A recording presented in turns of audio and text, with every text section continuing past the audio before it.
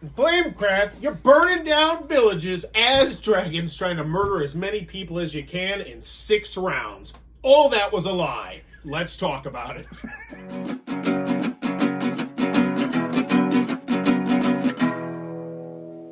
What does that even mean, Bowers Game Corner? Ahoy there, YouTube! We're back again today for another Thoughts from the Corner of my good friends Adam and Ronnie. And we're talking about Flamecraft. This is for 1 to 5 players, taking about an hour to play, and it's for ages 10 plus. This is from Cardboard Alchemy. And in Flamecraft, this is at its core a really simple game, even though if you can see some of the stuff set up, it does not look like it. At its core, at the beginning of your turn, you're going to take one of your fancy little dragons, and I got the deluxe edition, so we got plastic or you got woods, and you're going to move it to one of the different locations in town. The locations will look like this. There's some starter locations that come here, but what you're going to do when you do that is either gather or enchant, and you have an absolutely drop-dead gorgeous player reference card, and if you gather, you're going to be gaining a bunch of goods, and you'll have all sorts of goods. You'll have metals and diamonds and breads and meats. You'll also be able to trigger abilities on some said dragons, and the dragons will let you move dragons all around the town, or gain more dragons, or gain in-game scoring conditions, or there's a lot of different things that the dragons will do. There's a lot of different things that the locations will do. There's a lot going on in this game, but at its core, it's really simple. You move a dragon to a spot, and then you either gather, which means you're going to gather a bunch of resources, or enchant, which means you're going to score victory points. And at its simplest, I'd say it's that.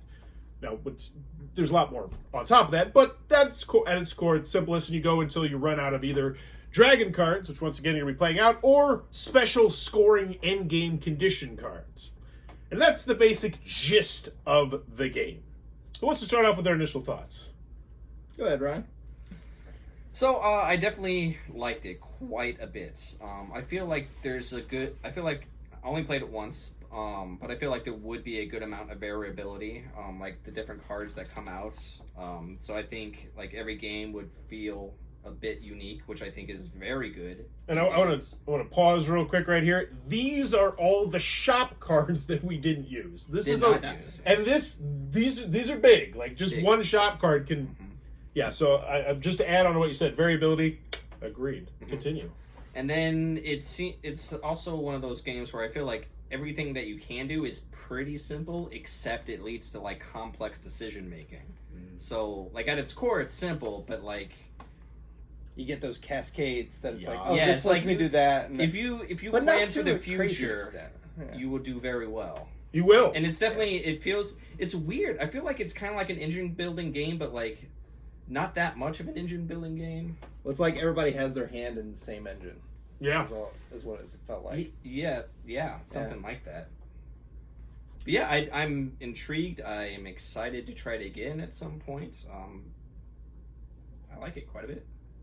I agree with everything you just said. One more thing I want to add. Yeah, also the pieces are fantastic. All of them, metal coins. Oh my gosh, the deluxified components are fantastic. Woo. I don't know what the regular version looks like because I don't have it. But yeah, these are also other cards that we could have played with that we didn't play with, which would add more interesting scoring conditions. There's 1 time per use special asymmetrical abilities, which I think we'd all recommend if you're a gamer, just using them right from the jump, which are cool. And yeah, I really enjoyed the game. As Ronnie put it, it's really simple at its core. You're going to move a dragon somewhere, and you're either going to get stuff or you're going to get points. And if you craft your turn well enough, you can sometimes do both. I felt like the special abilities between the dragons was pretty well varied. I like the fancy dragons and how there can be some big point swings at the beginning of the game. I really like how there's points during the game and there's points at the end of the game, because I was winning pretty much wire to wire in this one. I ended up finishing. You had like a 15-point lead or something like that. And then all snatched up at the end. But granted, I kind of had an idea it was because I was front-loading my gameplay. Yeah, like you said, interesting decisions, but they're not terribly complex. And I liked that you didn't have to like look over the board like, what does that say, like all the time, because all of these like they're all like unique pictures, but there's 6 abilities. Like all the diamond ones are the same, all the leaf ones are the same. Like that was really helpful. Yeah, all the iconography was great, very easy to understand. I'd say it's really easy to get resources with the exception of coins, which makes sense because those are wild. Those are a little bit harder to come by. Wild and points. Yeah, wild and points, so that makes sense. Well, and yeah, if other people do stuff, like, it makes this spot worth, like, more stuff when you get there. So when you enchant, when you score victory points, you're essentially making wherever you enchanted a more enticing spot for everybody to go later on. Which, I mean, it can make a big difference. Like if you're like, ooh, he's going to give me that one extra potion. That's why I said in a way it feels like an engine building game, even though it's not. It really isn't, but like it sort of feels that way. When like at the beginning, it felt like, okay, like we're going to be striving to get like just the right amount of these tokens, and it's like, oh no, you're going to end up with tons of these. Like there's so many opportunities to get more items. Yeah, tokens, meats, resources. Whatever you call them. Yeah, resources. And so like I never felt like it was like, oh man, I'm so close, but I'm so far away. It's like, oh, if I just went to this spot, I'd have enough to do 3 of these cards. I've got a question. Did you always feel like on your turn you had a good choice to make? Yeah. Likewise. Which I think is a really good feeling. And especially, it's like, I didn't want to go to somewhere where someone else was, but it didn't feel like the penalty was that bad. Like, you're just given one resource and you get I followed you around the map there for a while. Yeah. I mean, that allowed me to get some of these things. 1, 2, 3, 4, 5. So yeah, right now we have, I think, 13 different locations set up. So, there was always choices to go, and you could always be looking at the special abilities on locations. And we played the most basic version of the game, which I don't think most people are going to do, where you start with these starter tiles that don't actually have any location special abilities. So we were even playing with a little bit of training wheels, which I did think dragged the game on a little bit longer. This did not feel like a 1-hour game, I don't think. No. But I think if we sat down and played it again... Yeah, if we played it again, it would go much faster. Very fast, yeah. So, final grade on this one after initial impressions. What are you thinking? Yeah, if you offered this, I would take it for sure. Okay, taking it for sure if you offered it. I'd probably buy this game. So okay. That's about the highest rating I can give a game. Wow. All right. For me personally, I am not offering it to either of you. Sorry.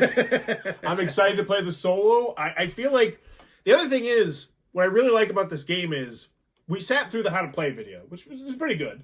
But I feel like after sitting through that and understanding the game, I feel like this is one that I could just get out, get out the player references, refresh my memory a little bit. Like, I feel like once I got it set up, I'd be like, oh yeah, I can get this back up and running. I'm not going to have to sit there and read the rules, every single time I get it out. Which, I feel like I could explain the game faster than watching the video. Likewise, which is always a good thing. So, yeah, in the end, I think we all great. Great game, yeah. There's a reason why this one's creeping into the top 1,000. I think it's like 755 on Board Game Geek right now. And after my rating, I think it's going to go even a little bit higher. It is Flamecraft from Cardboard Alchemy. And one thing that they did not get to see that I actually really liked was I didn't unbox anything. There was no popping out, nothing. Everything came pre-packaged. It looked dropped, just the box insert. That's what I'm trying to mention. The deluxified version of the box insert. Open up one thing of cards. I did. I opened it. Great game. Flamecraft. Check it out. It looks like it might be a cup of tea. If you're enjoying the content, please be sure to click on the subscribe button as I'm trying to reach 13,000 subscribers to celebrate 13 years of being, I was going to say celibate, but I got 3 kids in that time. Something. Let me know in the comments below. Also, what's something that connects to 13 for you? First thing, 13 in your brain. First thing that pops up. I don't know. Bad luck. Bad luck. A number? Yeah, bad luck too. This is a crap question. Bye-bye. Baker's You said what's the first thing that pops in your mind when you say 13? Yeah, it was a stupid question. Just never bring it up again. This video is brought to you by all of my amazing Patreon supporters, and I would love it if you would join their ranks and have your name immortalized in the end of many of my videos for the end of time. But consider for only $1 a month, and as always, thanks for stopping by.